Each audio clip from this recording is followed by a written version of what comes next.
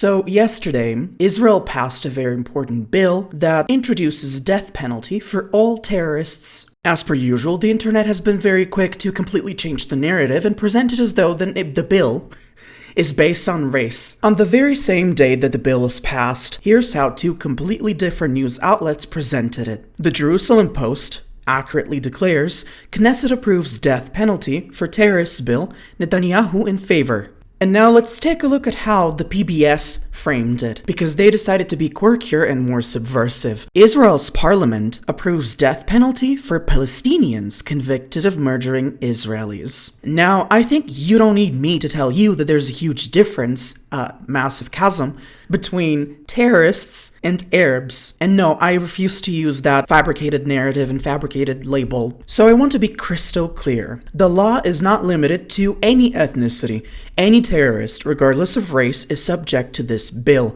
It even theoretically applies to Israelis. This means that if you are Israeli and you commit acts of terrorism on the territories of Israel, you get the death penalty. No more will terrorists kill our innocent children and then eat 3-course meals in Israeli prisons, because that's what they actually do in these prisons. When they get imprisoned, they get treated like kings, while our Israeli hostages were treated like trash in the tunnels of Gaza. It's a simple deductive syllogism, and in my opinion, the study of critical thinking is incredibly important before participating in any geopolitical debate, because it doesn't matter where you come from. The law applies to you.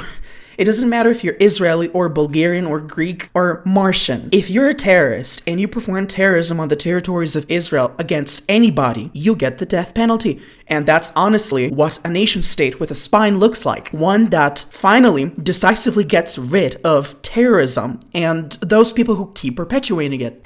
So all terrorists can go to hell. You can read the full breakdown of the bill, as well as the analysis of a lot of other things on my The CreativeAlloy page. I will provide a link to it in the comments.